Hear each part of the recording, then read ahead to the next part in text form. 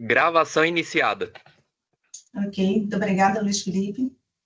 Hoje é dia 18 de julho de 2025, estamos iniciando mais uma sessão da 7ª Câmara Julgadora do Tribunal de Impostos e Taxas. Sejam todos bem-vindos. Mais uma vez, bom dia a todos os presentes, aos juízes, doutora Maria Anselma, doutor Henrique Fernando de Mello, doutor Luiz Eduardo de Camargo Penteado, substituindo o doutor Silvio. Doutor Luiz Eduardo, seja bem-vindo, é um prazer tê-lo na 7ª Câmara. Também cumprimento a representação fiscal na pessoa do Dr. Rodolfo e aos patronos presentes. Então, vamos iniciar nossa pauta. Hoje nós temos 5 processos em julgamento e 3 sustentações orais agendadas. Vamos, então, começar pelo processo da Citrosuco, aí em número 50.22.907. A relatora é a doutora Maria Anselma, a quem eu passo a palavra para fazer um resumo das acusações.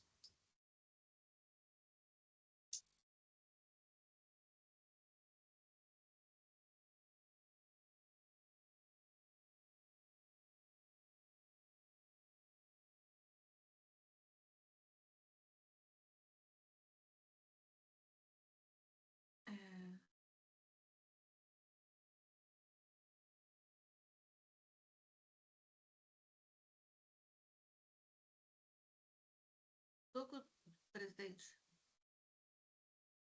Desculpa, não ouvi, doutora? Citrosuco? Perfeito, Citrosuco.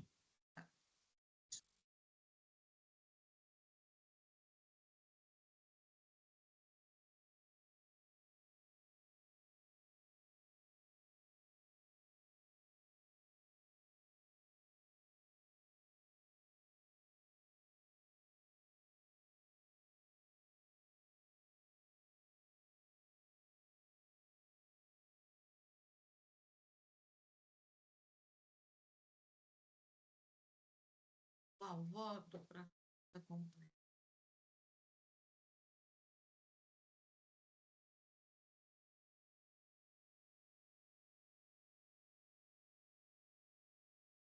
A doutora me permite a edição do voto, Excelência?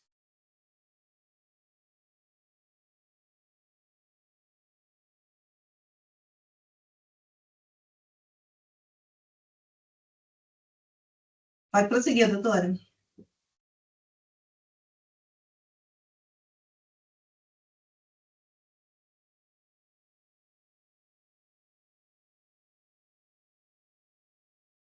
Tento negócio.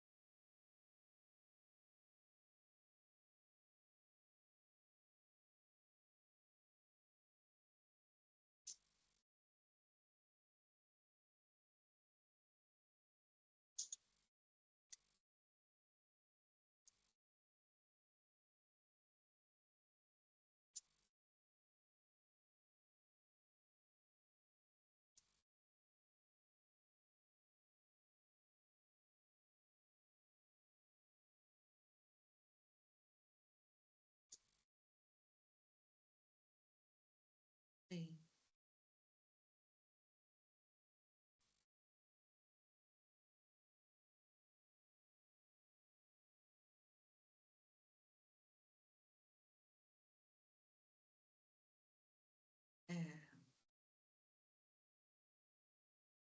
Lançamento, bem, mais uma vez, bom dia a todos. Em nome da presidente, eu cumprimento todos. Então, eu vou aqui ler a emenda, que eu acho que é mais fácil para resumir. Trata-se de crédito indevido, registro de entradas ICAP, documentação juntada na fase recursal, força maior comprovada, provas consideradas válidas, desnecessidade de nova diligência, redução de juros de mora, súmula 10 do TIT. Eu já vou passar para o relatório e voto. O julgamento anteriormente convertido em diligência por esta relatora, objetivo de que a representação fiscal manifestasse de forma conclusiva sobre a auditoria e relatório técnico apresentado pela recorrente às folhas 31.564 a 31.593. Cumpre destacar, na decisão proferida às folhas 31.714 a 31.707, já já havia sido expressamente reconhecido o motivo de força maior, justificou a juntada dos referidos documentos em fase recursal, nos termos do artigo 19 da Lei 13.457 de 2009. Entendimento que, inclusive, foi acolhido por unanimidade por este colendo colegiado, reconhecendo-se a tempestividade e a relevância da prova apresentada. Todavia, a manifestação do agente fiscal constante das folhas 31.724 a 31.726 não atendeu à exigência conforme determinado por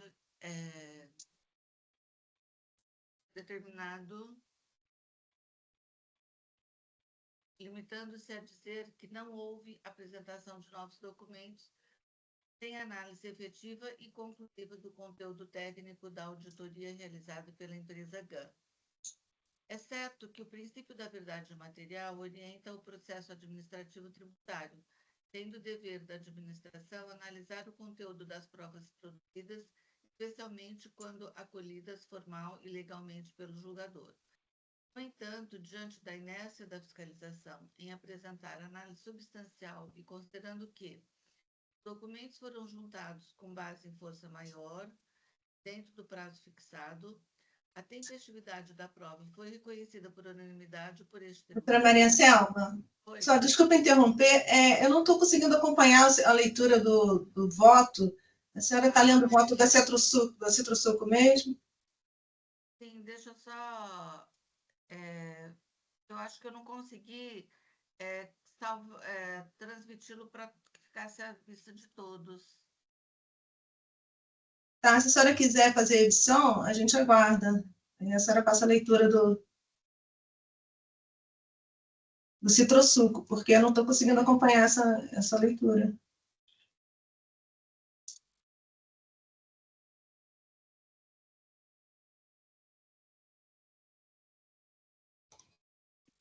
Senhor presidente, aqui no meu sistema aparece como não iniciado o processo, talvez por isso a doutora Maria Selma não esteja conseguindo editar o relato.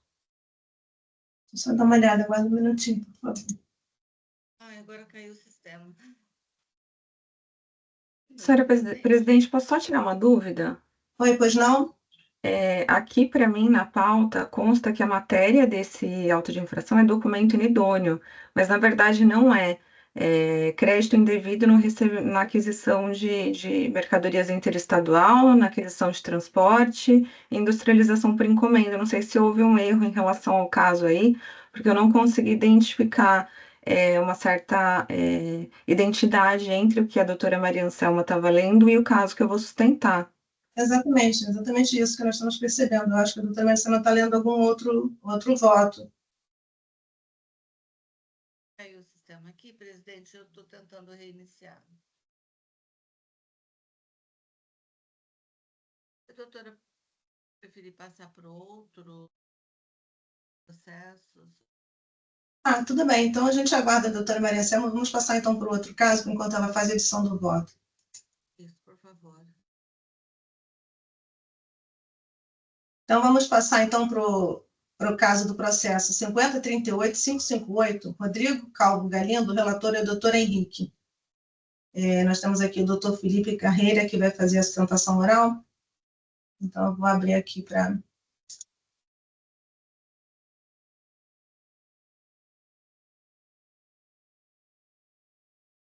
Então, eu passo a palavra, então, ao doutor Henrique para fazer o resumo das acusações do caso Rodrigo Calvo Galindo.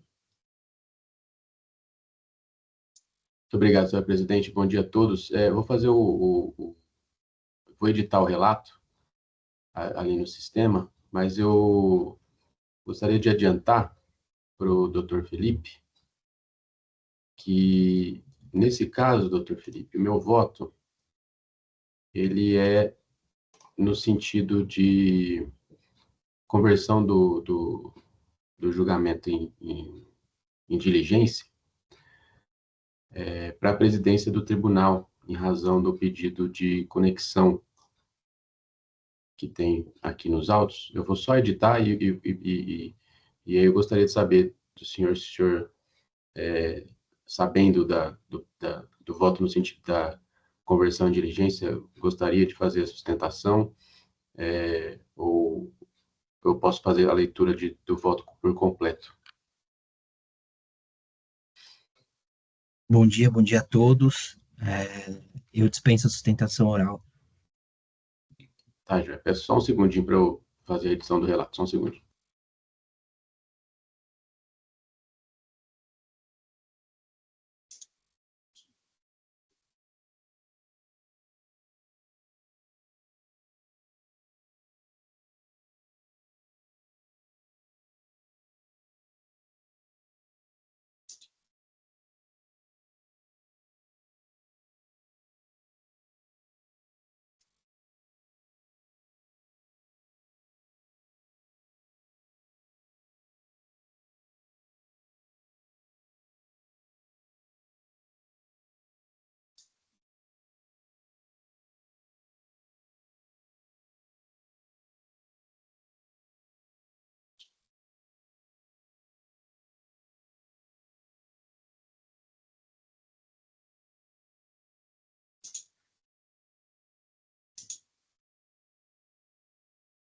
Muito bem.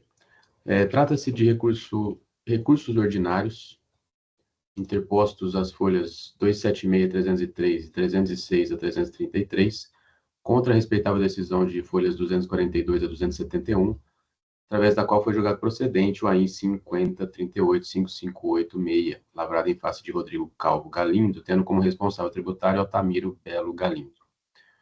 O auto de infração traz 2 itens acusatórios relacionados à falta de pagamento de TCMD, assim redigidos. E aí eu transcrevo os itens do auto de infração do modo como estão no relato fiscal. Consta dos recursos ordinários as folhas 282 a 283 e 312 a 313, bem como das petições de folhas 386, 387, 390, 391, 394, 434, pedidos expressos de reunião deste processo com aqueles referentes aos autos de infração 5038-5549, 5038-5562, 5038-5501, 5038-5446, uma vez que, abro aspas, as doações analisadas foram igualmente realizadas por Altamiro Belo Galindo a seus 5 filhos, quais sejam Lucilene Calvo Galindo Fragão, Marcelo Calvo Galindo, Regina Célia Calvo Galindo, Rodrigo Calvo Galindo e Silmara Galindo Sebe, e são objeto de discussão em referidos autos de infração. Conforme bem decidido pela ilustre juíza doutora Luciana Vendramini nesta 7ª Câmara Julgadora, durante o julgamento do AIN 5038-5562, abro aspas, à luz do que dispõe o artigo 7º, parágrafo 1º do Regimento Interno do Tribunal de Impostos e Taxas, que diz que cabe ao presidente do tribunal apreciar o pedido efetuado pelo juiz relator, de ofício ou por provocação da parte, de distribuição por conexão ou continência de processos que se encontrem na mesma fase recursal e em condições de julgamento, e consoante o disposto no parágrafo 2º, uma vez que admitida a conexão ou a continência, será designado relator o juiz para o qual foi distribuído o primeiro processo. Então, diante do exposto, aí eu fecho aspas, né? Diante do exposto, eu converto o julgamento em diligência para que a douta presidência desse Tribunal de Impostos e Taxas do Estado de São Paulo possa analisar o pedido de distribuição para julgamento único deste auto de infração em conexão com os AINs já mencionados lá mais acima, nos termos do parágrafo 1º do artigo 7º da Portaria CAT 141 de 2009. Desse modo, como eu voto, senhora presidente? Ok, muito obrigada, doutor Henrique. A Câmara já tinha decidido dessa mesma forma no caso similar, né? Então, eu vou acompanhar o doutor Henrique, o voto do doutor Henrique. Passo a palavra aos colegas. Alguém tem alguma posição à diligência, à diligência à presidência? Todos concordam, então, eu estou encerrando os debates.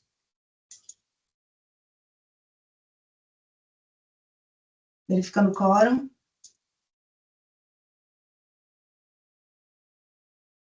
Peço a gentileza de aguardar, porque o meu sistema agora que está voltando, viu, doutor?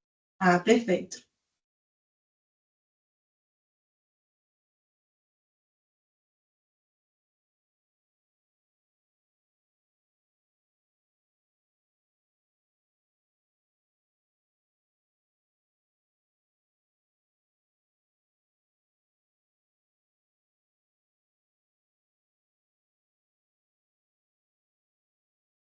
Ok. Ok. Ok, muito obrigada, doutora Maria Anselma. Iniciando votação.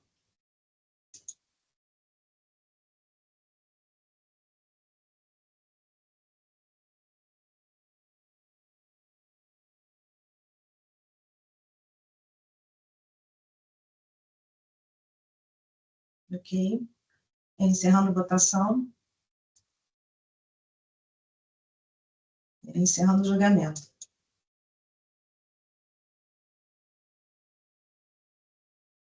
Então, doutor Felipe, o processo aí em 5038-558, Rodrigo Calvo Galindo, foi convertido em diligência à presidência do tribunal nos termos do voto do doutor Henrique.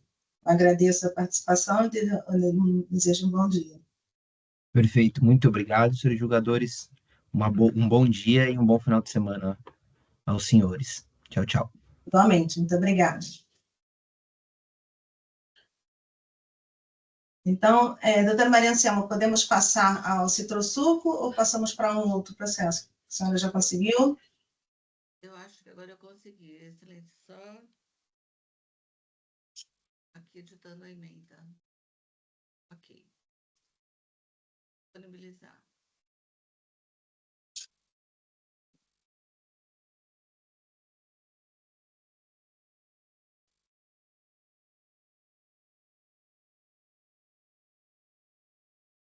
Assim que conseguir, já pode passar ao resumo das acusações, por favor.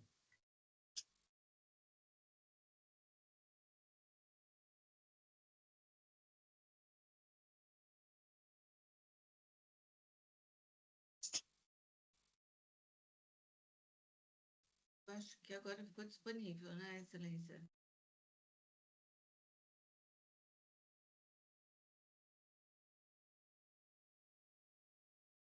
Então, Para mim, só está aparecendo o relatório, a decisão ainda não aparece. Não sei se para os colegas já aparece. não aparece. Vou ter que colocar novamente. Aparece só na emenda.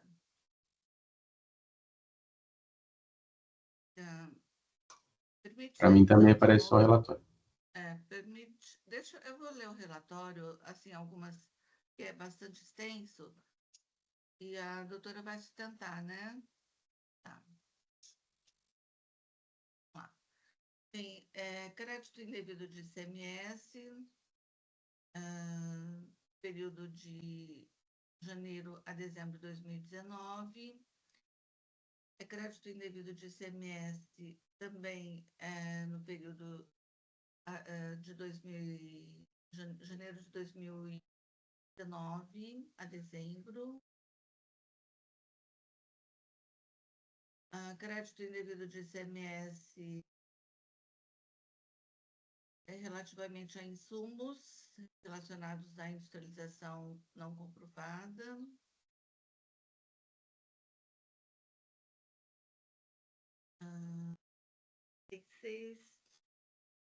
E por deixar de pagar o ICMS decorrente de erro de apuração do imposto originado de cálculo incorreto. A autuada foi devidamente notificada do AIN, apresentou tempestiva defesa, onde houve informação de quitação dos itens 4 e 6, e apresentação de documentos às folhas 3.591 a 6.584 e 6.589 a 6.599. Houve manifestação fiscal. As folhas 6.621, o julgamento foi convertido em diligência.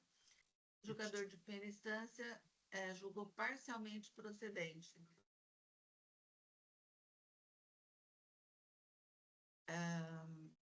Autuado interpôs recurso ordinário requerendo a reforma. Diante da sustentação oral, Excelência, é um assunto assim totalmente já conhecido da Câmara. Eu acredito que não tem nenhum inconveniente do meu resumo tão, eu diria, né? Passo a palavra à doutora Ana Carolina. Obrigada, doutora Maria Anselma. Primeiramente, desejo um bom dia a todos, bom dia, presidente, demais julgadores. Bom, a Astrosul, que é recorrente nesse caso, conhecida dos senhores, é uma das maiores exportadoras de suco de laranja do mundo. Então, naturalmente, os procedimentos fiscais aos quais ela está submetida são extremamente numerosos e complexos. Justamente por isso, desde 1960, ela detém um regime especial que basicamente racionaliza os deveres instrumentais ao qual ela é submetida e também ao qual os fornecedores paulistas dela se submetem. O racional principal desse regime especial, a espinha dorsal, é a centralização de todas as aquisições, dos estoques e dos produtos finais no estabelecimento matriz da recorrente, que é o estabelecimento autuado. E aqui, antes de passar para os itens em si da acusação, eu só queria ressaltar que esse regime especial, ele foi concedido em 1960, ele vem sendo renovado sucessivamente até os dias de hoje, nunca foi objeto de contestação pelo fisco, mas agora uma fiscal em específico, ela tem adotado uma leitura um pouco torta das suas disposições para aplicar as acusações que a gente vai tratar aqui nesse julgamento.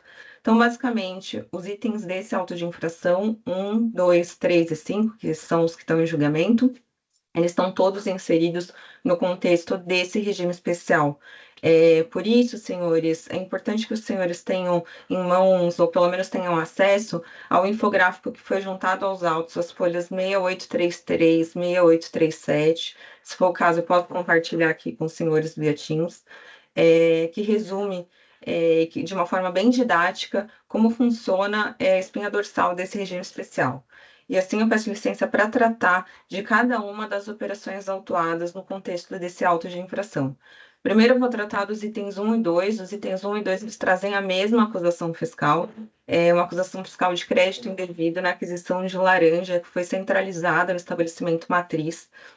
Basicamente, os produtos foram enviados, né, foram adquiridos pela matriz, foram enviados diretamente para os seus fornecedores, dos seus fornecedores, para os seus estabelecimentos filiais, que são industriais localizados aqui no estado de São Paulo, para fins de industrialização por conta e ordem.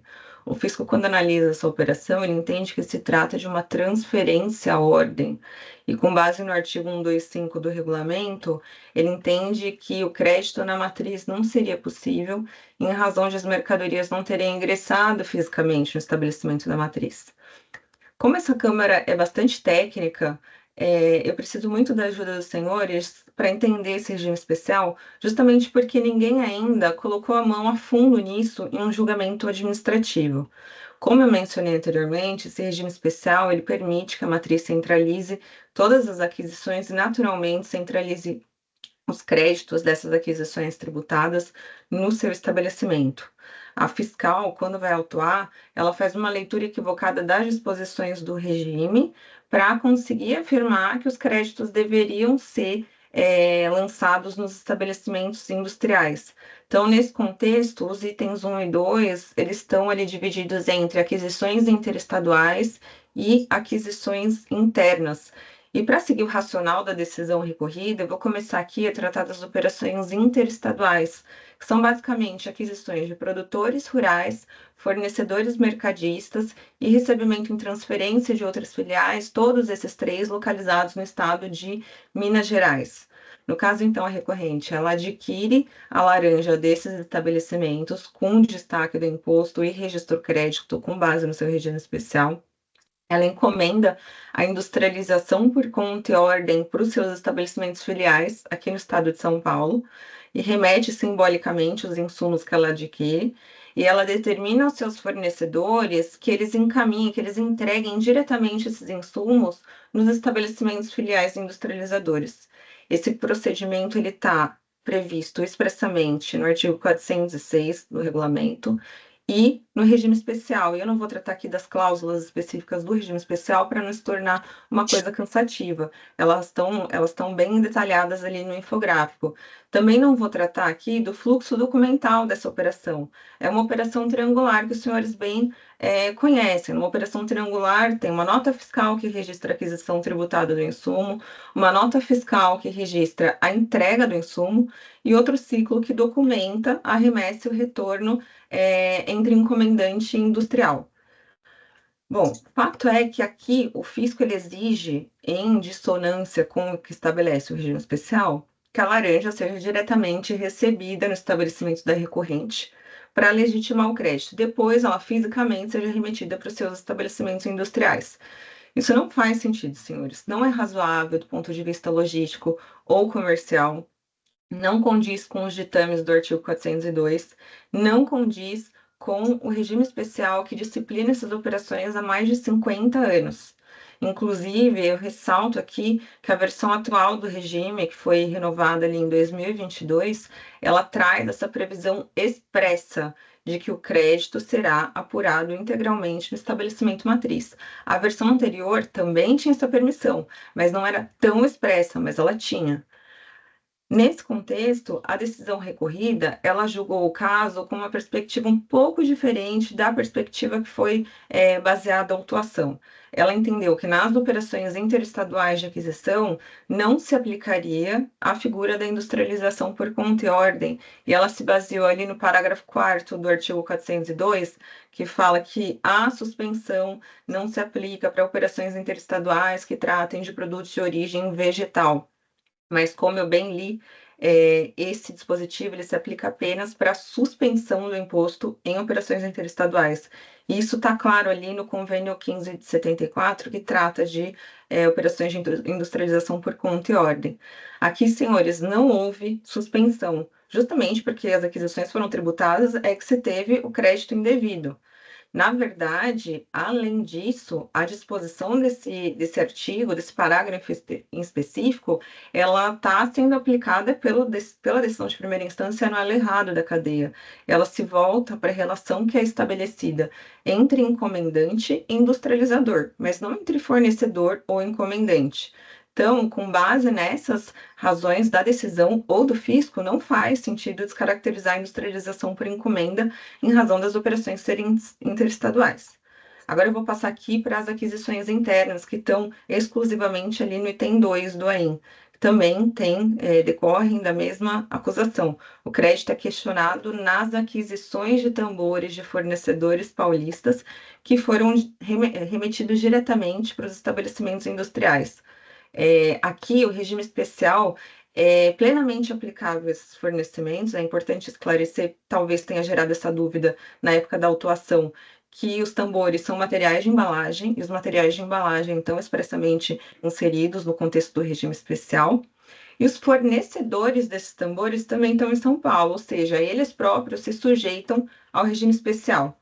O fluxo documental dessa operação é praticamente o mesmo, tem apenas uma dispensa para a emissão da nota fiscal que acompanha a entrega. Nesse caso, o regime prevê que a nota fiscal emitida pelos fornecedores é só uma e deve ser escriturada unicamente no estabelecimento da recorrente, ou seja, não tem meio procedimental para que os estabelecimentos filiais apurem o crédito. É fato de que as mercadorias não ingressaram no estabelecimento da matriz, mas isso não afasta o direito ao crédito em razão das centralizações das aquisições. Aí, nesse ponto em específico, a decisão recorrida, ela concordou expressamente com a aplicação do regime especial, de fato, porque os fornecedores estão em São Paulo, mas ela afastou a caracterização da industrialização por conta e ordem em razão de um suposto erro de CFAP. Eu não vou me aprofundar aqui, mas os senhores bem sabem, erro de CFAP é erro formal, perdão. O erro formal ele não descaracteriza a natureza da industrialização por conta e ordem, inclusive porque no processo a recorrente juntou kits de notas fiscais que demonstram a ocorrência da operação e que evidenciam que não faz o menor sentido esse erro de CFAP descaracterizar a industrialização por conta e ordem. E aí eu aproveito para fazer uma ponderação bastante importante, assim. Se o contribuinte ele emite uma nota fiscal de industrialização por conta e ordem, mas na verdade ele pratica uma venda, o que o fisco vai fazer? Ele não vai descaracterizar, afastar a suspensão e exigir o imposto? Vai, porque ele age com base, na verdade, material da operação. Então, se ele aplica esse raciocínio para um lado, ele tem que aplicar para o outro também e analisar a operação como essencialmente ela é caracterizada. Aqui também tem mais um caso subsidiário que tem 5 notas fiscais específicas cujas mercadorias ingressaram fisicamente no estabelecimento da recorrente. Isso foi ali objeto de debate, de apresentação de documentos da remessa física das mercadorias, mas eu vou deixar, em razão do tempo, vou deixar ao crivo do senso dos senhores para análise, porque a questão está bem desenvolvida ali no recurso ordinário da recorrente. Já vou passar para o item 3. O item 3, a acusação é um pouco diferente, mas também está no contexto do regime especial. É uma acusação de crédito indevido na contratação de serviços de transporte interestaduais, para os quais a recorrente não figurou como destinatária no respectivo conhecimento. Bom, senhores, a recorrente ela é efetiva tomadora desses serviços de transporte. Isso é uma premissa da autuação e, além disso, a recorrente juntou os documentos que comprovam a sua condição de tomadora, os pedidos de compra, comprovante de pagamento, etc. Então, partindo dessa premissa de que ela é a tomadora, o crédito do transporte ele pertence efetivamente ao tomador. Não é vinculado ao fato dele ser remetente ou destinatário, ele precisa ser tomador. Isso já foi esclarecido em diversas oportunidades pela consultoria dessa Secretaria da Fazenda, soluções de consulta mencionadas no recurso, está previsto na legislação paulista e é entendimento manifestado por esse tribunal em diversas decisões. Então, o fato dela ser tomadora, por si só, legitima o crédito. Mas ainda aqui tem 2 elementos que são importantes, além do fato dela ser tomadora. A contratação do serviço de transporte pela recorrente de forma centralizada, assim como a aquisição das laranjas, dos insumos, ela está em consonância com o regime especial, que também estabelece expressamente que ela deve centralizar a contratação do serviço do transporte. E o segundo ponto, esse transporte está totalmente inserido no ciclo industrial da recorrente.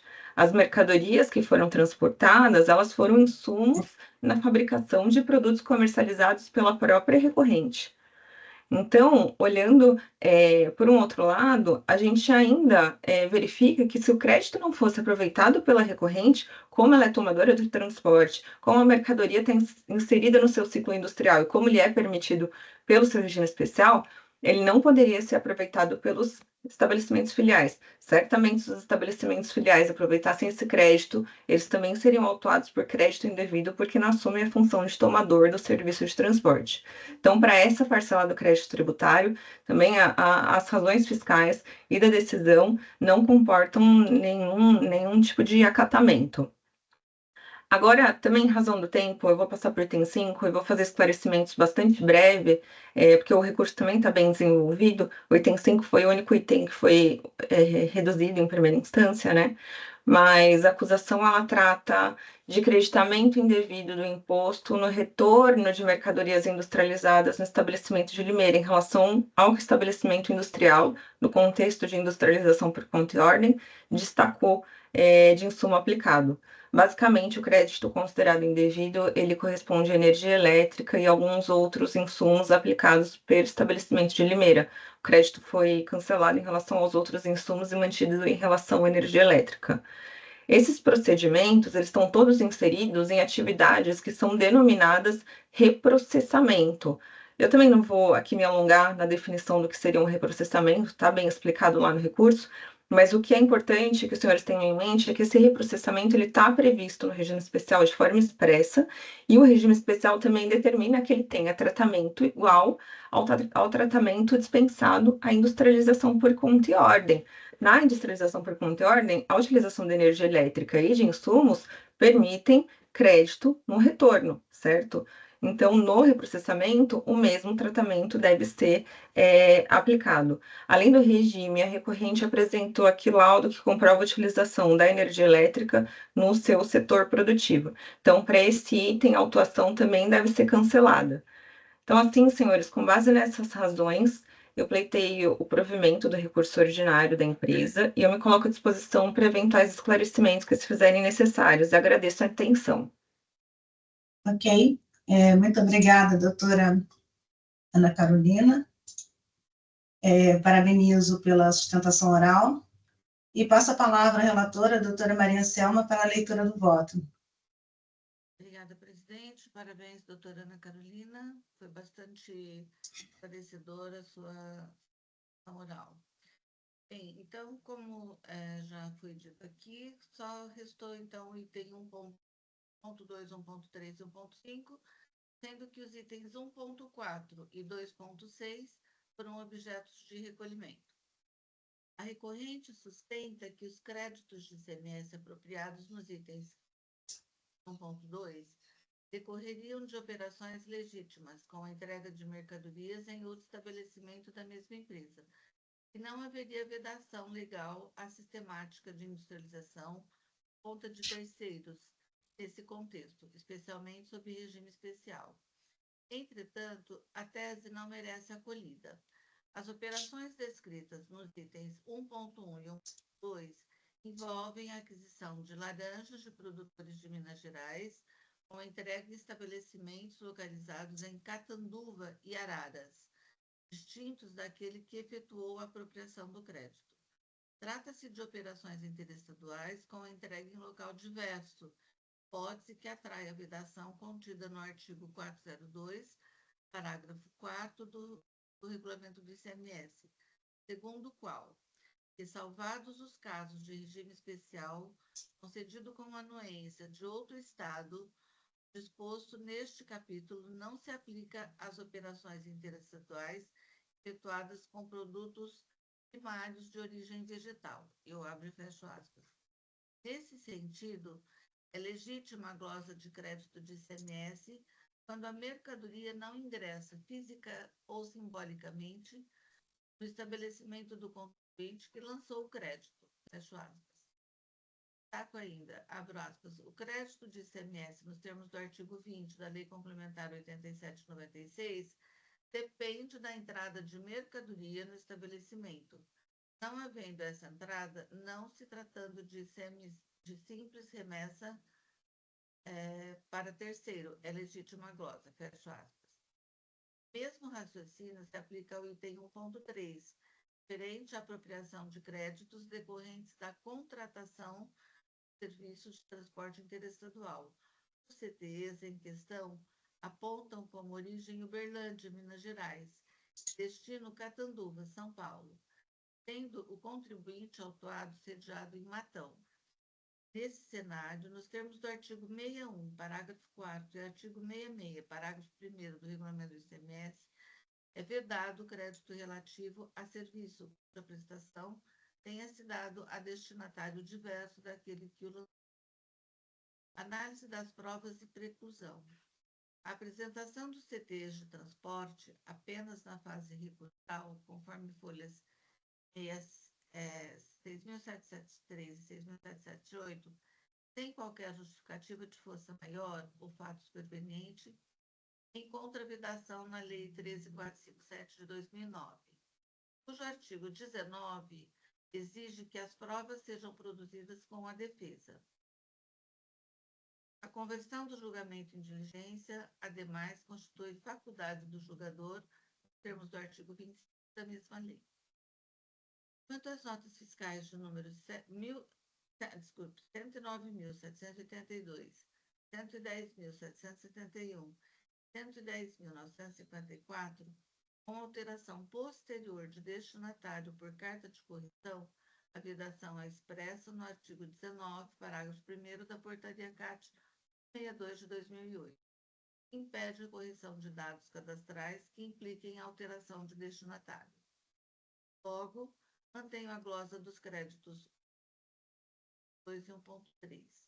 Análise do item 1.5, energia elétrica e industrialização. No que se refere ao item 1.5, entendo que assiste razão à recorrente. Conforme documentos de folhas 2.571 a 2.576, foi apresentado o laudo técnico contendo a demonstração da parcela da energia elétrica consumida no processo produtivo, inclusive com relação dos equipamentos industriais, atendendo aos critérios estabelecidos nas decisões normativas CAT 1 de 2001 e 1 de 1991. A CAT 01 de 2001 expressamente reconhece que abro aspas, a comprovação do consumo de energia elétrica no processo produtivo pode se dar por meio de demonstrativo elaborado pelo próprio contribuinte, tendo de sua responsabilidade a veracidade dos dados, fecho aspas. Portanto, tendo a recorrente apresentado documentação idônea, entendo que foi suficientemente para a utilização da energia elétrica no processo de industrialização e, por conseguinte, é indevida a glosa do crédito correspondente. Assim, cancelo integralmente o item 1.5 ainda. Alegação de existência de saldo credor. Alegação de que não haveria crédito a exibir por haver saldo credor na apuração mensal de ICMS não procede. A existência do saldo credor não impede a glosa de crédito indevido. O auto de infração visa corrigir escrituração fiscal indevida e eventual compensação. Só pode ser realizada em sede própria, conforme dispõe o artigo 93 da Lei 13.457 de 2009. Relevação de penalidade. Quanto ao pedido de relevação ou redução da multa, não há como ser acolhido neste caso. A recorrente possui histórico fiscal relevante, conforme 3, e, como bem fundamentado, as penalidades foram aplicadas em conformidade com o artigo 85 da Lei 6374 de 89, com súmula número 13, 2018 do título, legitima a atualização do valor da multa. Quanto à alegação de que a multa ofende o princípio da proporcionalidade ou possui caráter confiscatório, trata-se de matéria de competência exclusiva do Poder Judiciário. Então, diante do exposto, conheço do recurso ordinário interposto do Citrosuco S.A. Agroindústria e dou-lhe parcial provimento paga. Manter as exigências dos itens 1, 2, 1.3 do AIM, cancelar integralmente o item 1.5 do AIM. É como voto, senhor presidente, coloco a apreciação dos meus pares. Ok, muito obrigada, doutora Maria Anselmo. Eu cumprimento pelo voto. O processo está em discussão. Alguém tem alguma observação? Depois não, doutor Rodolfo. Bom dia a todos, bom dia, senhora presidente. Primeiramente, gostaria de cumprimentar a doutora Ana Carolina pela sustentação oral, muito clara, a doutora Maria Anselmo pelo voto. A única observação que a gente faz aqui é em relação ao item 5, né, ao crédito de energia elétrica. De fato, os documentos que constam nos autos, né, se referem a um laudo da planta industrial da filial lá de 2014, né? Enquanto que os fatos que estão sendo questionados, eles são de 2019. A gente sabe que a própria tecnologia dos aparelhos, dos equipamentos, né? Elas, com a evolução, permitem muitas vezes que os mesmos maquinários desempenhem as mesmas funções, consumindo às vezes metade, né, da energia elétrica que era utilizada antes. Só para ter uma noção, um exemplo pessoal, eu troquei recentemente um aparelho da minha casa por um aparelho mais recente, idêntico. E o consumo que constava, né, na etiqueta do produto, que era de 46 watts, o novo equipamento diz consumir 231 watts, né? É o mesmo compressor, o mesmo equipamento, tudo. Além disso, a gente também sabe que muitas plantas industriais elas têm acrescentado as placas de energia elétrica, né? As placas de energia solares, melhor dizendo. E essas informações seriam relevantes para a gente poder, aqui em 2019, né, sobre os fatos de 2019, fazer uma leitura do real consumo da planta industrial, enquanto que a autuada, a recorrente, ela traz um laudo sobre esse aspecto desatualizado. Então, a decisão de primeira instância, ali nas folhas 6.709, ela diz no parágrafo 26.3.3 que a resposta apresentada de fato não atendeu ao requerido, uma vez que o documento foi elaborado em fevereiro de 2014 e a relação de equipamentos em operação, unidade de Limeira, está desatualizada, não sendo apta para justificar o percentual de energia da atividade industrial. Então, a nosso ver, uma vez que o direito ao crédito ele não é irrestrito, né? Caberia à recorrente ter demonstrado que, naquele momento, em que o fisco está analisando as operações, qual era a planta industrial e o real consumo dessa unidade de Limeira. Então, foi por essa razão que o crédito foi glosado, por essa razão que a decisão de primeira instância em relação à energia elétrica, ela manteve a glosa do crédito em relação à energia elétrica. Então, a gente gostaria só de ressaltar isso. Todas essas razões, elas constam nas contrarrazões de recurso ordinário da representação fiscal. Então, estou apenas repisando esse ponto. Muito obrigado. Ok, muito obrigada, doutor Rodolfo. Nesse caso, doutora Maria Selma, eu gostaria de pedir sua autorização, pedir vênia, para tirar esse caso em vista. Eu queria analisar ele com um pouquinho mais de detalhamento. Se a senhora me autorizar, eu vou levar ele em vista. Claro, presente. Ok, então, eu estou solicitando aqui. Alguém mais tem intenção? Doutor Henrique, por favor. Muito obrigado, senhora presidente.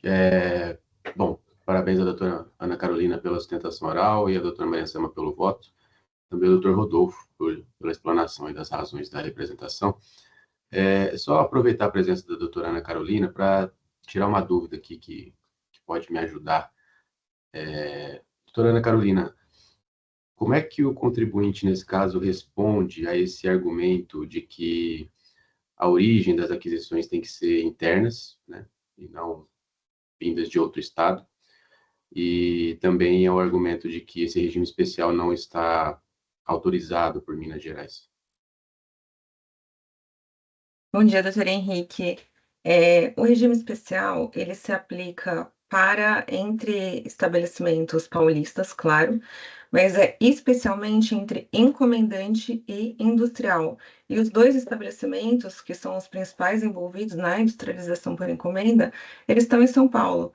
O que faz os estabelecimentos de fora meramente fornecer a mercadoria. Agora, a relação de onde vai entregar e o que acontece entre os estabelecimentos encomendante e industrial é estritamente dentro do estado de São Paulo. O regime especial ele é expresso que as suas disposições são aplicáveis realmente entre estabelecimentos paulistas, mas ele não impede que as mercadorias que sejam utilizadas na industrialização por encomenda efetuadas pelos estabelecimentos filiais, elas venham de outro estado. Inclusive, está expresso no recurso que esses estabelecimentos que estão em outros estados não se sujeitam às disposições do regime especial, por isso que eles emitem todas as notas, diferentemente do estabelecimento paulista, que é dispensado da emissão da nota de entrega, e eles cumprem com todos os requisitos estabelecidos pela legislação, inclusive o destaque do imposto. Tá ótimo. Muito obrigado, doutora. Imagina. Ok. Mais alguém tem alguma consideração? Eu estou aqui. Então, doutora Ana Carolina, vou levar ele em vista e trago numa próxima sessão, a senhora acompanha a pauta. Agradeço a sua participação. Tenha um bom fim de semana. Eu que agradeço, presidente. Desejo um bom dia e bom trabalho a todos. Ok, muito obrigada. Então, doutores, vamos passar, então, ao próximo processo. É o AIN 41.46.078, da RECT. A relatora é a doutora Maria Selma. Então, eu passo a palavra à doutora Maria Selma para que faça um resumo das acusações. Gente, só um minutinho que eu vou. Foto.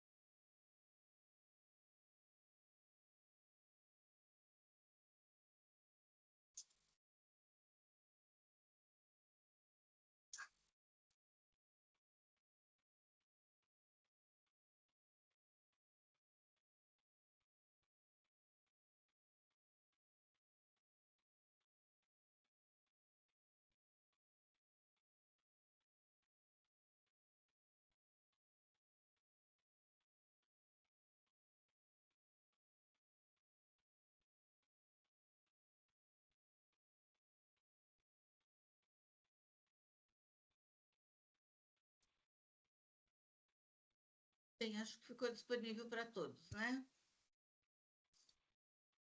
Sim, perfeito. Então, vou passar a leitura do voto, presidente, porque é um retorno de diligência. E, então, já vou direto ao relatório e voto. O julgamento foi anteriormente convertido em diligência por esta relatora com o objetivo de que a representação fiscal se manifestasse de forma conclusiva sobre a auditoria e relatório técnico apresentado pela recorrente, as folhas 31.564 a 31.593.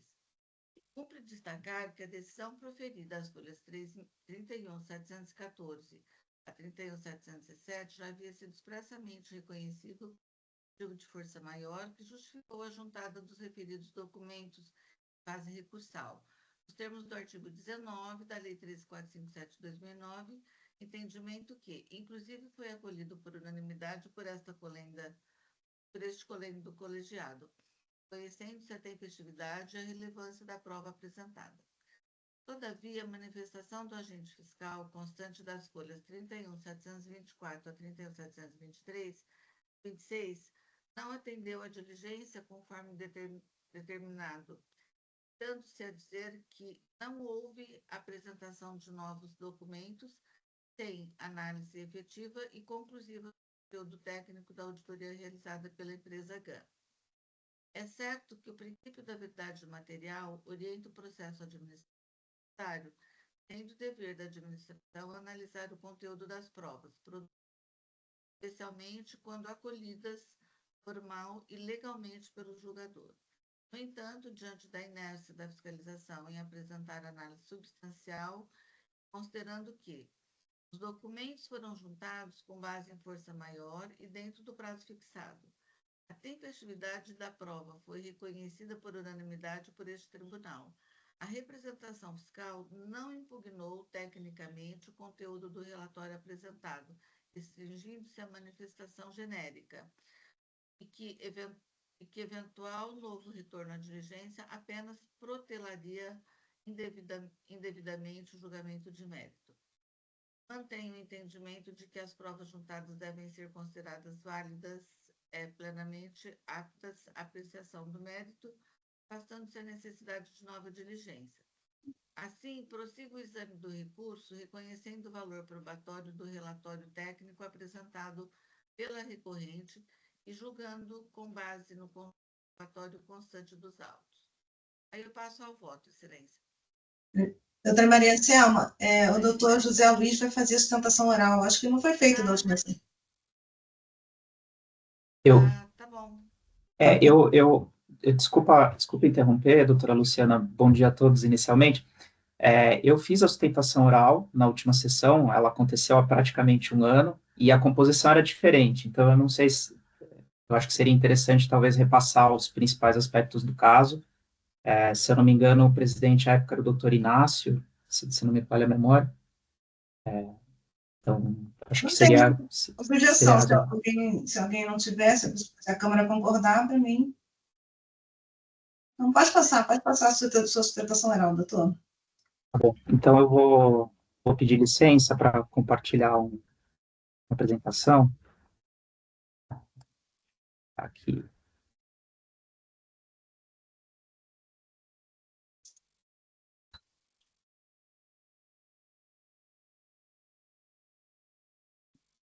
Eles conseguem ver em modo apresentação, certo? Sim. Perfeito. Bom, o tempo aqui. A discussão aqui gira em torno de creditamento indevido. São 4 infrações. Eu vou passar por elas brevemente. O período aqui abrangido é julho de 2017 a dezembro de 2020. Todos os créditos aqui têm relação a bens do ativo permanente. Então, vamos iniciar aqui. A gente tinha feito uma manifestação ao relatório da diligência, na linha do voto da doutora Maria Anselma. Nós entendemos também que a autoridade fiscal não analisou o laudo que foi apresentado e cuja tempestividade foi reconhecida, como a doutora Maria Anselma já comentou. Entendo que a solução dela é passar a análise do laudo e do mérito, então também não vou perder tempo aqui. Na nossa manifestação, houve a proposta de justamente ou se passar a análise imediata do laudo ou realizar uma nova diligência. Então, esse tema, aparentemente, penso eu, já está superado, não vou me estender sobre isso. Eu mudei um pouco a ordem aqui das infrações do auto de infração, então eu vou começar pela infração 3, que trata da possibilidade ou não de creditamento em parcela única. Aqui o que aconteceu? A RECT adquiriu bens destinados ao ativo permanente, imobilizado, e se creditou integralmente. Não observou aquela história do parcelamento em 1,48 por mês, do creditamento em 1,48, se creditou de uma só vez, o fiscal questionou isso, glosou parte dos créditos.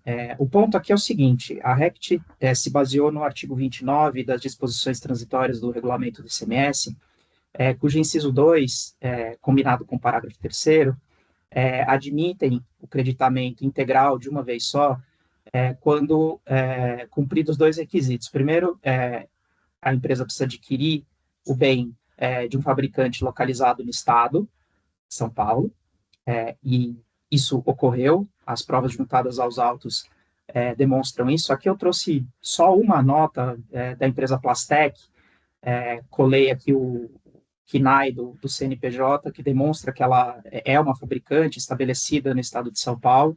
Então, quanto a isso, não há dúvida, as demais notas corroboram esse ponto da recorrente. E um segundo ponto exigido pela norma é que as operações tenham como destinatário um estabelecimento industrial de um dos setores relacionados no parágrafo 3º. No caso aqui, o estabelecimento industrial mencionado pelo parágrafo 3º, no caso concreto, é a RECT, e aqui eu trago um trecho, também um pedaço do cartão do CNPJ da empresa, várias das suas atividades estão relacionadas no parágrafo 3º. Então, aqui, nesse ponto, a recorrente entende que foi cumprida a norma, o creditamento integral de uma vez só deveria ter sido, nem deveria ter sido questionado pela fiscalização. Aqui já entra o laudo elaborado pela GAN, que provavelmente será analisado pelos senhores agora no julgamento. Esse laudo, ele corroborou o ponto da recorrente e reconheceu que, de fato, houve uma glosa indevida em relação a este ponto, valor de aproximadamente R$ 1.249.000. A recorrente, ela agiu de extrema boa-fé aqui, porque os senhores vão perceber que o laudo não foi totalmente favorável, né? O valor glosado total corresponde a R$ 1.800.000, e a GAN reconheceu que R$ 1.249.000, de fato, estaria dentro da regra do artigo 29, a outra parcelinha, os 550.000, mais ou menos, a GAN entende que foram aquisições de comerciantes, que, enfim, não são estabelecimentos fabricantes e que, por isso, não permitiriam a aplicação do inciso 2 do artigo 29. Então, no limite aqui, um argumento subsidiário é de que essa apropriação do crédito em parcela única, ainda que seja reconhecida como indevida pelos senhores, implicou mera postergação do pagamento do ICMS. Então, o pedido principal, que é o cancelamento integral da infração 3, ou subsidiariamente que se acolha as conclusões do laudo da GAN para que se cancele proporcionalmente o valor da autuação. Indo agora aqui para a infração 2, esse ponto é bem breve. Um segundo motivo para a glosa de créditos se deu porque a autoridade fiscal alega que algumas notas não foram escrituradas na FD. E aí a consequência jurídica aplicada pela fiscalização foi a glosa do crédito, quando, ao ver da recorrente, o correto seria a imposição de uma multa por descumprimento de dever instrumental, né? Até porque o crédito ele se origina a partir das notas fiscais, e não do lançamento na GIA ou da FD. Isso é um mero dever instrumental. As notas fiscais, objetos dessa glosa, foram juntadas, apresentadas à fiscalização, constam dos autos, E aqui o ponto é muito simples, o que a recorrente defende é que um requisito de fruição do crédito é diferente do cumprimento de obrigações acessórias. Então, também nesse ponto, a recorrente pede o cancelamento da infração 2. Indo agora para a infração 4, ok. Um outro questionamento da autoridade fiscal, uma outra glosa, recaiu sobre bens do ativo permanente, que, segundo a autoridade fiscal, não seriam utilizados na atividade da recorrente. Os senhores devem, se não conhecem o nome RECT, provavelmente já compraram algum produto da RECT, né? A RECT produz vários itens de limpeza, Vanish, Veja, aqui na foto dá para ver alguns deles, e a glosa recaiu sobre alguns bens do ativo permanente, por exemplo, fotocélula, é um equipamento utilizado pela RECT para embalar e etiquetar os produtos. Então, aqui, nesse slide, eu coloco uma foto do maquinário e a utilização dele na atividade da recorrente. Um outro bem que foi objeto de glosa, crédito que foi objeto de glosa, é um misturador, também, que é um bem inegavelmente utilizado na atividade da recorrente, porque ele serve para preparar o Arpic, né, que é um dos produtos aí do catálogo da recorrente. Aqui basta dizer que sem o misturador a empresa não consegue produzir o Arpic, então, evidentemente, também é um bem utilizado na atividade fim da recorrente. Um outro bem também que foi contestado pela fiscalização é a esteira de transferência, também, obviamente, ele é indispensável à atividade da recorrente, porque ela é utilizada para transportar insumos e produtos na linha de produção também, evita que você precise alocar funcionários para mexer com produtos químicos, né? A esteira também transporta produtos químicos, enfim. Inegavelmente essencial à atividade da recorrente. O cone de extrusão e a extrusora também é um outro bem do ativo permanente utilizado na indústria química. Ele serve para manusear pós, pequenas partículas.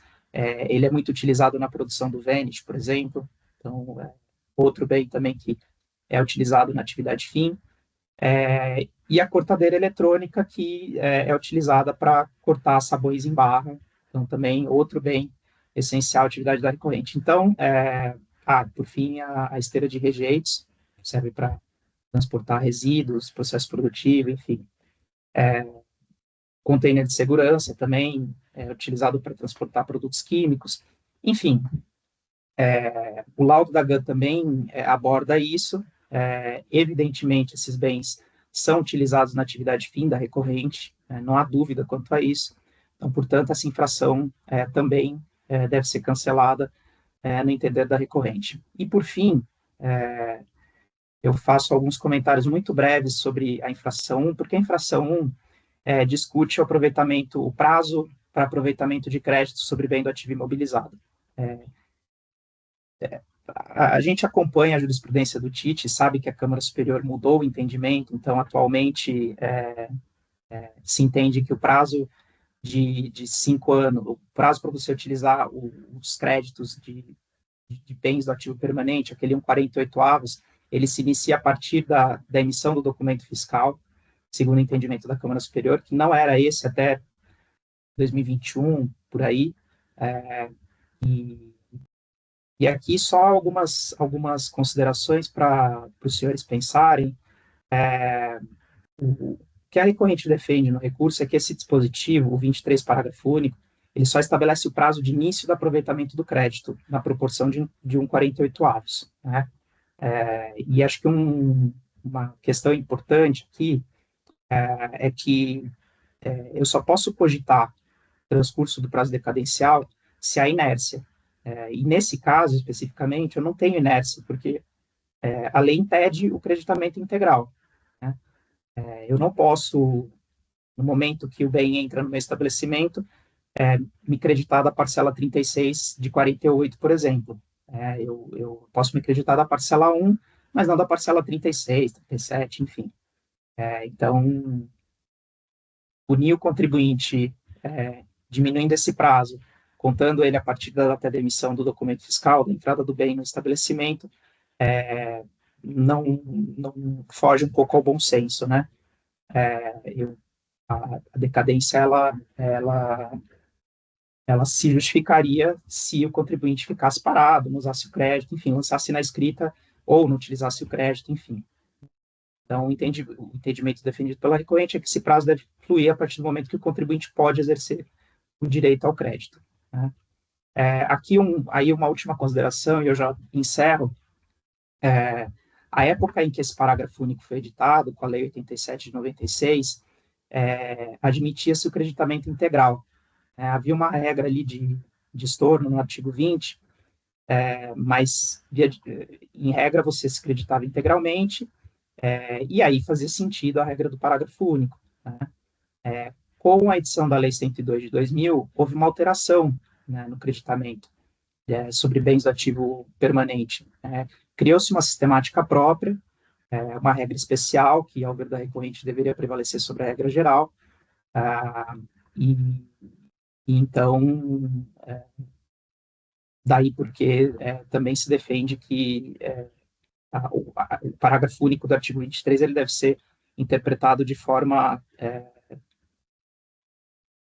razoável, né, em consonância com essa nova redação dada para o artigo 20. Então, essas eram as considerações, que, por fim, nós pedimos a aplicação da súmula 10. Eu agradeço a atenção dos senhores e fico à disposição para tirar alguma dúvida, esclarecer alguma dúvida de fato. Obrigado. Ok, muito obrigada, doutor José Luiz, um cumprimento pela sustentação oral. Passo a palavra, então, à relatora, a doutora Maria Selma, para a leitura do voto.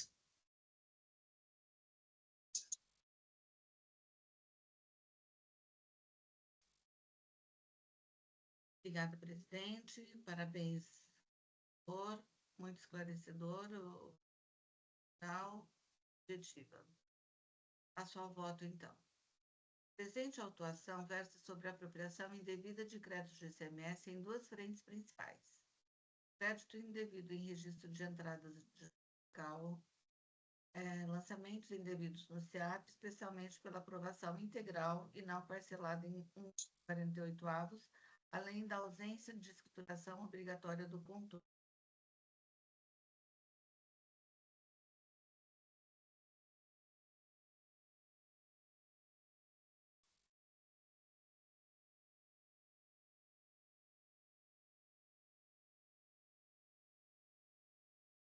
Créditos indevidos em registro de entradas. A fiscalização aponta que a contribuinte lançou créditos de ICMS relativos à aquisição não se enquadrariam nas hipóteses autorizadas pela legislação, especialmente por se referirem à operação que não geram direito a crédito, seja por falta de comprovação de efetivo ingresso da mercadoria no ativo, seja por inexistência dos dados fiscais. Contudo, a documentação juntada pela recorrente, especialmente a auditoria técnica da empresa GAN, dada por notas fiscais eletrônicas, livros fiscais e laudos internos, demonstra de forma satisfatória o lastro das operações e a correlação com a atividade operacional da empresa, afastando a alegação de créditos fictícios ou indevidos.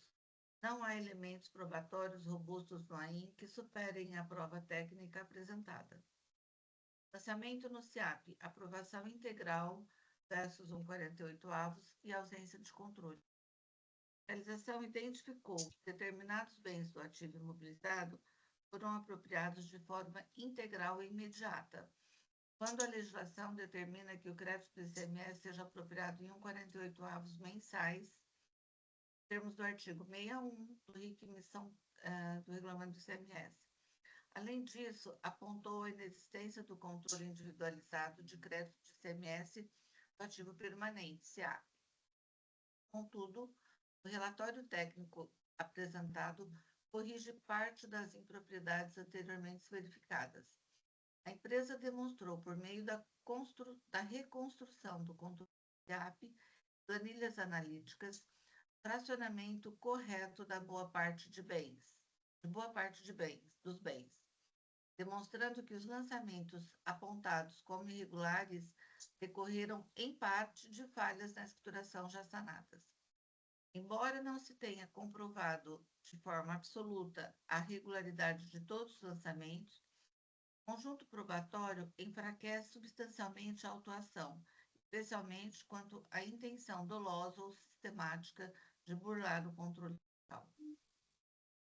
A manutenção integral da exigência diante da prova técnica idônea e a ausência de impugnação eficaz pela fiscalização atentaria contra os princípios do contraditório, ampla defesa e verdade material. E aí, então, eu concluo. Diante do exposto, voto no sentido de conhecer do recurso ordinário interposto pela contribuinte e dar-lhe provimento parcial para excluir os lançamentos tidos como os regulares, conforme demonstrado nos documentos e relatório técnicos juntados, conhecer do recurso de ofício e negar-lhe provimento, manter a redução dos juros de mora, conforme entendimento pacificado na nova súmula 10 deste tribunal, afastar a necessidade de nova diligência, reconhecendo como válidas e eficazes as provas apresentadas com base em força maior, tempestivamente e sem impugnação técnica pela fiscalização. É como voto, senhora presidente, e coloco a apreciação dos meus pares. Ok, muito obrigada, doutora Maria Anselma. Cumprimento pelo voto. O processo está em discussão. Alguém tem alguma consideração? Pois não, doutor Rodolfo? Bom dia a todos novamente. Cumprimento o doutor José Luiz pela sustentação oral, muito bem pontuada, né? A doutora Maria Anselma pelo voto. Eu gostaria de fazer algumas considerações, né? Consta no voto que o retorno de diligência, a representação fiscal não teria impugnado tecnicamente o conteúdo do relatório apresentado, né? Com todo respeito ao posicionamento exarado, nós temos uma outra visão em relação à manifestação em retorno de diligência, porque foram trazidos alguns excertos, né, do laudo apresentado, e em cima disso foram pontuadas algumas considerações da representação fiscal, né? Então, por exemplo, consta... Só um segundo, por favor.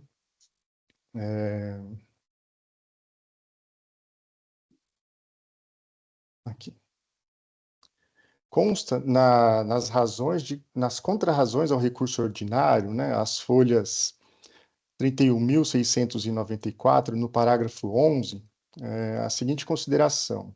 Relato fiscal atuante que, durante os trabalhos de auditoria, verificou-se a existência de notas fiscais eletrônicas emitidas que faziam referência a CIAPs, né, controle de crédito de semestre ativo permanente, de meses anteriores ao respectivo mês da emissão. Como, por exemplo, a nota fiscal 29.780 se referia aos CIAPs de janeiro a dezembro de 2014. Aqui, as folhas 31.734 do retorno de diligência, né, da manifestação retorno de diligência, nós trazemos alguns excertos, né, do relatório técnico e trazemos o seguinte destaque, né? Isso aqui é uma transcrição do próprio relatório. Parágrafo 48. Embora a fiscalização poderia ter se considerado a data do respectivo documento fiscal, conforme o artigo 23, nota, os CIAPs dos períodos de 2013 e 2014 não foram apresentados à GAN, que é a empresa responsável por elaborar o laudo técnico, né?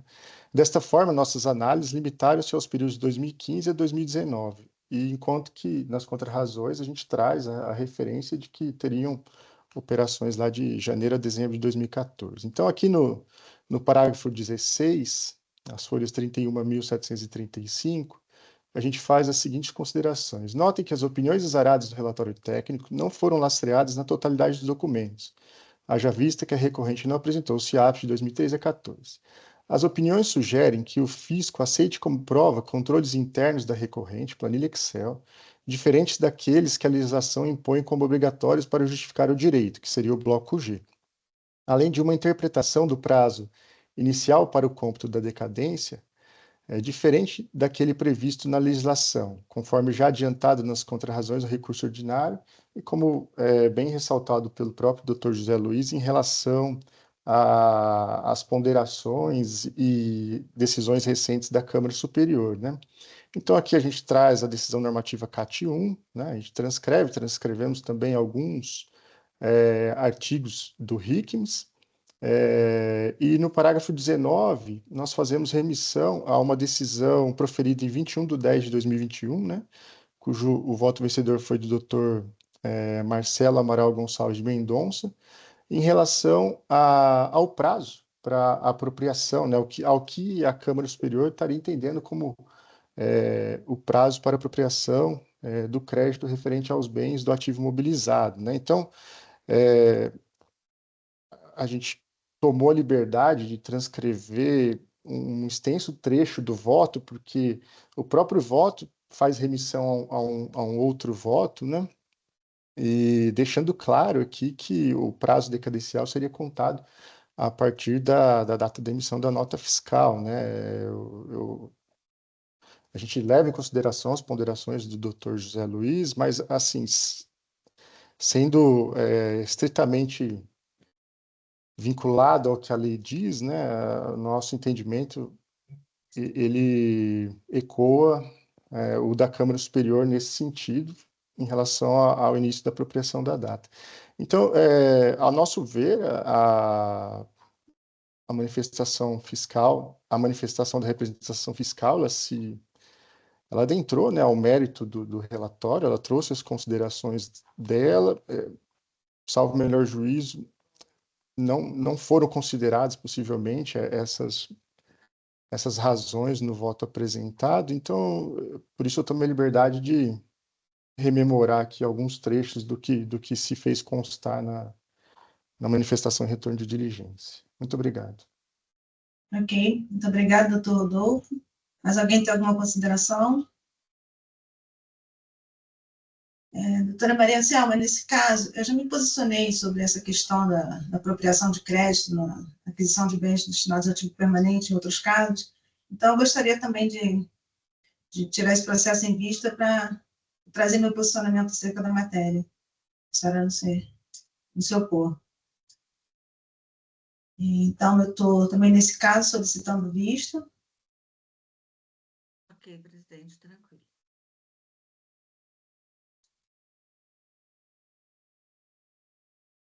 Então, doutor José Luiz, nesse caso, eu vou levar o processo em vista e trago uma outra sessão para fazer uma análise um pouco mais detalhada sobre o caso.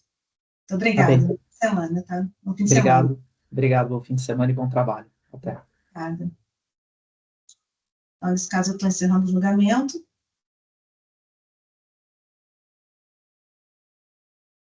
Então, nós não temos mais sustentações orais, né?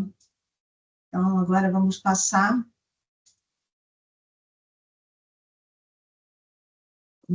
ao próximo processo da pauta, aí em 50.35.354, Cooperativa Regional Agrícola Ipauçu. O doutor Henrique é o relator, então não há advogado para sustentação oral, então passa a palavra ao doutor Henrique, que já pode proceder diretamente à leitura do voto. Muito obrigado, senhora presidente. Peço apenas um segundinho para editar o relato para disponibilizar. Fique à vontade. Eduardo.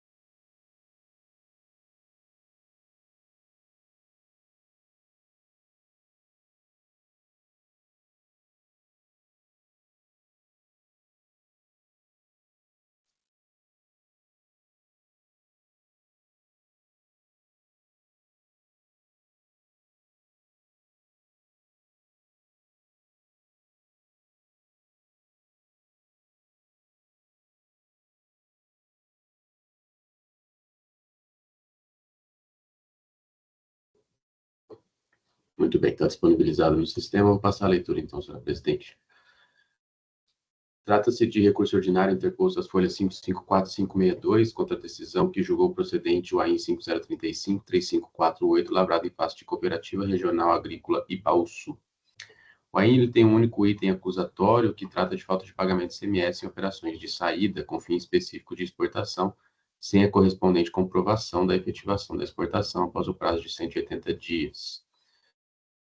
A recorrente traz no seu recurso ordinário, em síntese, os seguintes argumentos: que a autuação se baseia na inexistência de averbação do evento de exportação na declaração única, que é de responsabilidade do destinatário e sobre a qual a recorrente não possui ingerência. Que as mercadorias constantes das notas fiscais tiveram como destino um recinto alfandegado, que seria demonstração suficiente da ocorrência das exportações.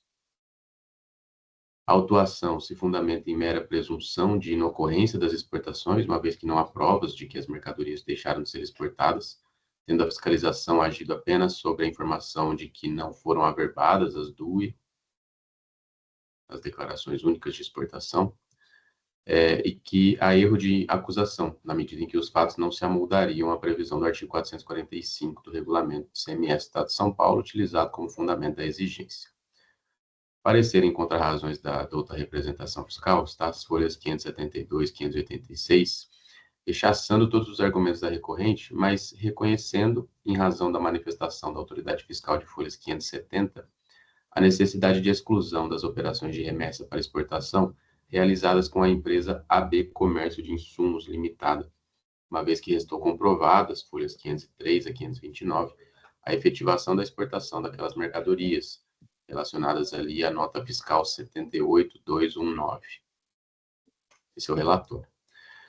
A não sujeição ao pagamento do ICMS das operações de remessa com fim específico de exportação nos modos como previsto no parágrafo único do artigo 3º da Lei Complementar 87 de 96, parágrafo 1º do artigo 7º do Regulamento CMS, depende da efetiva verificação da ocorrência da exportação no prazo de 180 dias, nos termos do artigo 445, inciso 1º do regulamento. Em regimes normais de exportação, a forma de comprovação da efetivação da operação internacional de saída de mercadorias do território nacional se dá com a averbação da Declaração Única de Exportação, DUE, nos termos do que dispõem os artigos 89 a 93 da Instrução Normativa da Receita Federal do Brasil, número 1702 de 2017. Em casos como o presente, em que o contribuinte realizou a venda nacional para trading com finalidade de exportação, e não a efetiva venda para fora do Brasil, exportação, a averbação do evento de exportação em relação à nota fiscal de saída internacional é vinculada também à operação anterior de remessa com fins de exportação, nos termos do parágrafo único do artigo 93 da Instrução Normativa 1702 de 17. Eu transcrevo o artigo 93 e o parágrafo único diz: o disposto no caput aplica-se, que fala, o caput trata da averbação, e o parágrafo único diz que o disposto no caput aplica-se também às notas fiscais de remessa para a formação de lote de exportação e de remessa com fim específico de exportação, que tenham sido referenciadas nas notas fiscais de exportação que instruíram a Declaração Única de Exportação. No presente caso, a autoridade fiscal obteve êxito em comprovar, conforme demonstram os documentos de folhas 17 a 483, a inexistência de averbação de DUE referentes às notas fiscais emitidas pelo autuado, o que lhe permitiu considerar como não comprovada a efetivação das exportações no prazo de 180 dias exigidos pelo regulamento CMS. A autoridade fiscal havia notificado por 4 vezes o contribuinte para comprovar as exportações, folhas 416 a 483, não tendo sido atendida. E por considerar não demonstrada a determinação de efetiva exportação das mercadorias em 180 dias, instruiu o AIN com provas suficientes para respaldar seu posicionamento. O contribuinte, por sua vez, obteve êxito em comprovar o desacerto da fiscalização em relação às operações de remessa para exportação realizadas com a empresa AB Comércio de Insumos Limitada, carreando aos autos as provas da efetivação da exportação, folhas 503 a 529. Não obteve êxito, porém, em comprovar a efetiva exportação em relação às demais operações objeto de autuação.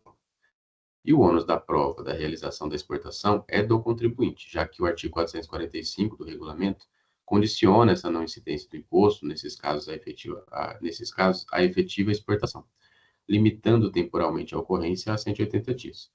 Nesse sentido, o contribuinte beneficiado com o não pagamento do imposto estadual deve estar pronto a comprovar o cumprimento dos requisitos legais que o permitiram aplicar o dispositivo legal.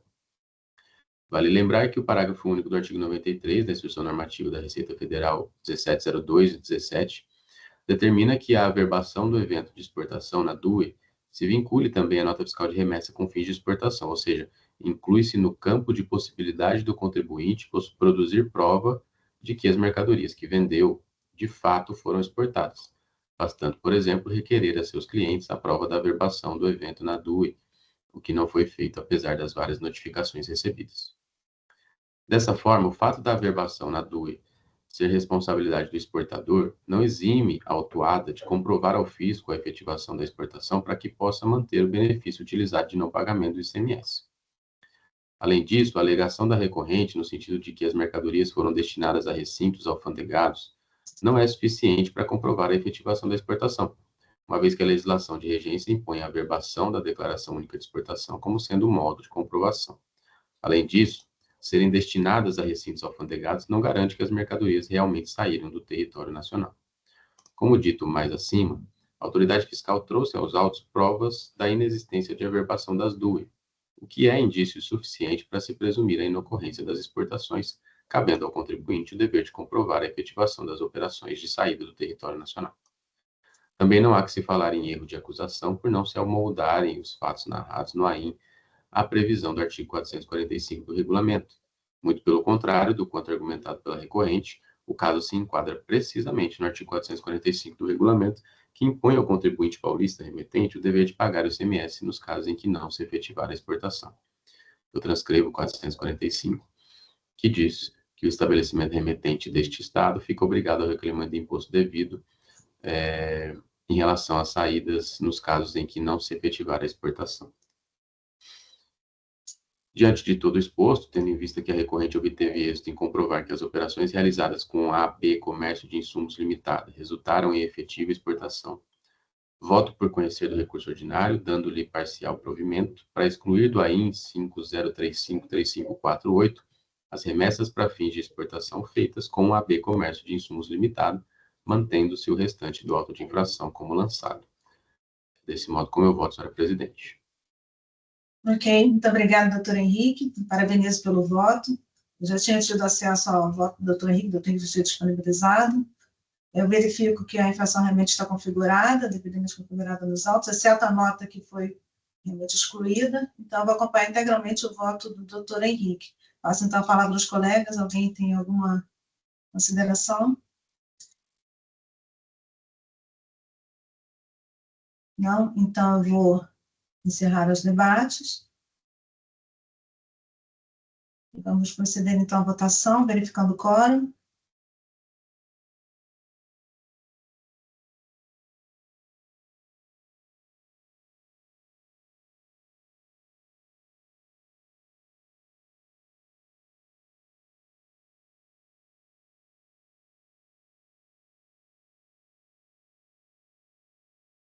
Iniciando a votação.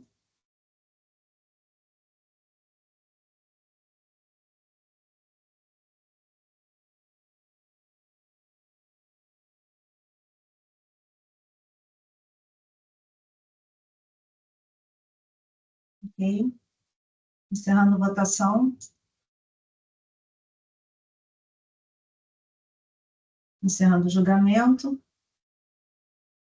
Então, nós temos o AIM 5035-354, Cooperativa Regional Agrícola Ipau-Sul, teve seu voto, teve seu recurso ordinário conhecido integralmente e parcialmente provido nos termos do voto do doutor Henrique, em decisão unânime. Então, nós passamos, então, ao último processo de julgamento da pauta, é o AIM 5024-292, Inovar Magazine. Eu sou a relatora, não há advogados para fazer sustentação oral, então passo diretamente à leitura do voto.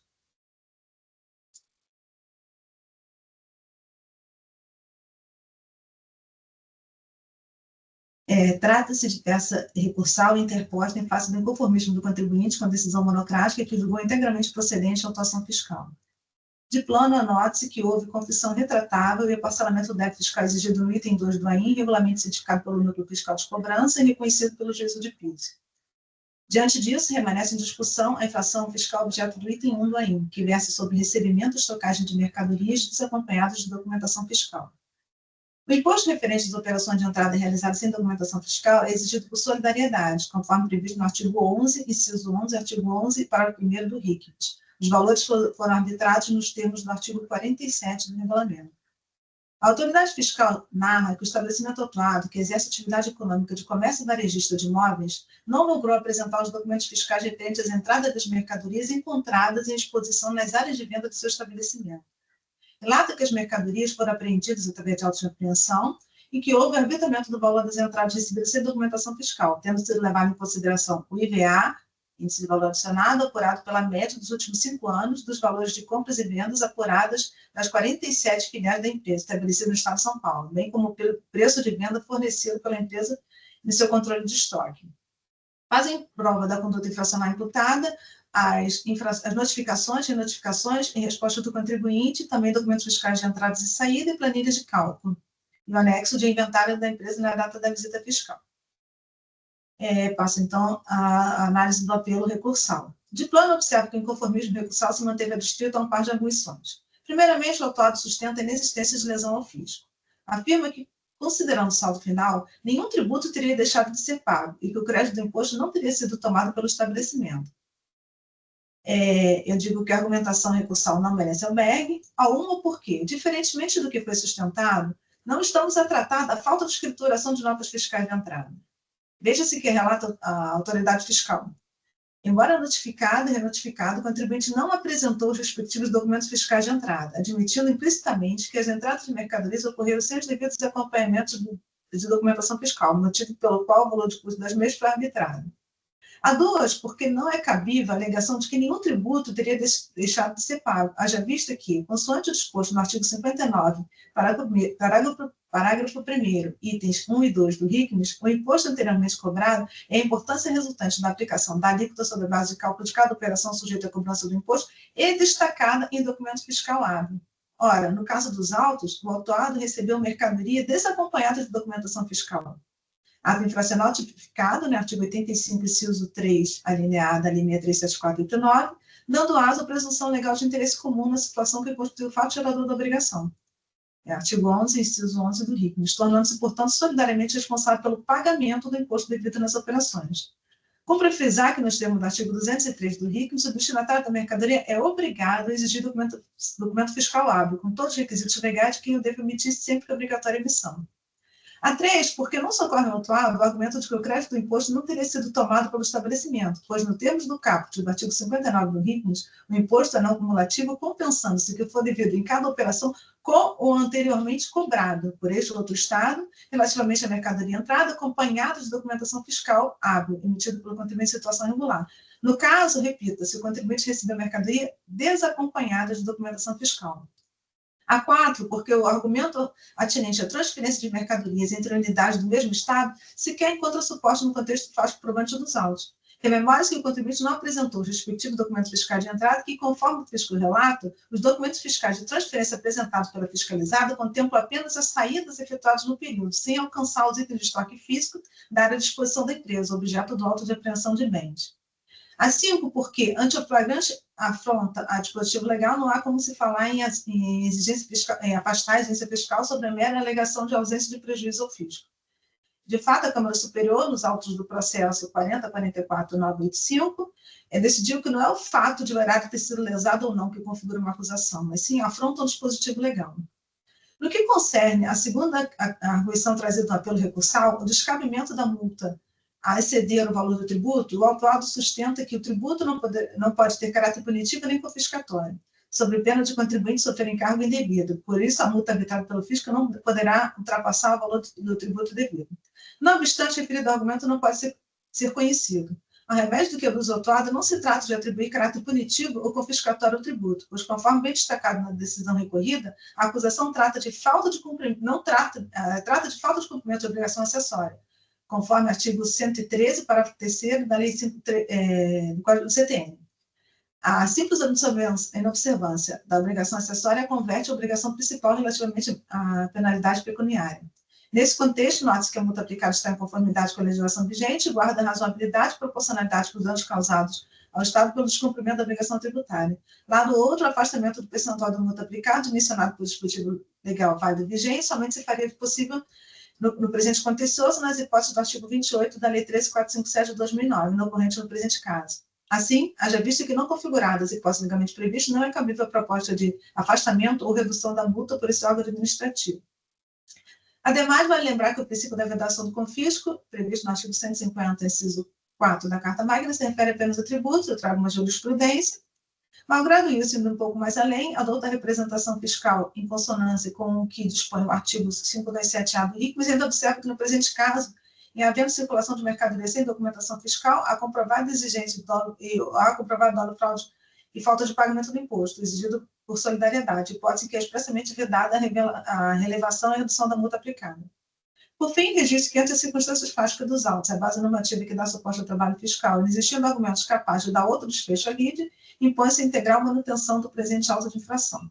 Então, doutores, eu conheço parcialmente do recurso ordinário e nego-lhe provimento. Como voto, eu só vou registrar aqui o voto e já abro para debate.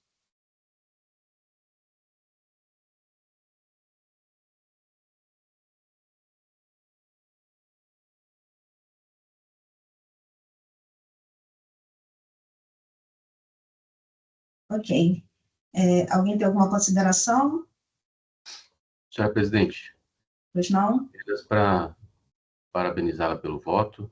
Considero que o contribuinte aí, no caso, não obteve êxito em trazer argumentos eficazes e comprovações para afastar as conclusões. Então, vou acompanhá-la. Ok, muito obrigada, doutor Henrique. Mais alguém tem uma consideração? Não? Então, vamos encerrar, então, os debates. Verificando o quórum.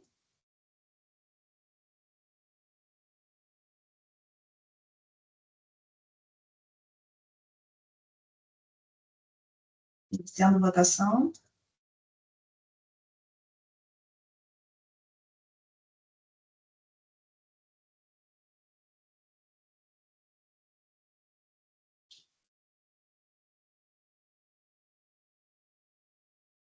Encerrando a votação.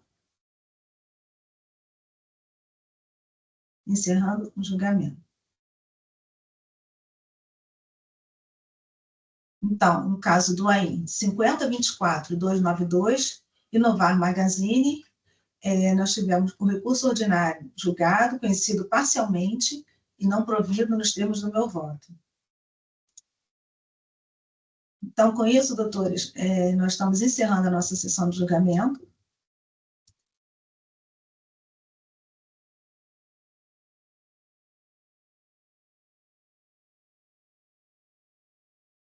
Agradeço a presença de todos, especialmente ao doutor Luiz Eduardo, é sempre um prazer tê-lo na nossa Câmara. Agradeço também ao doutor Luiz Felipe por nos apoiar aqui no julgamento. E peço, então, que encerre a gravação. Que encerre a gravação.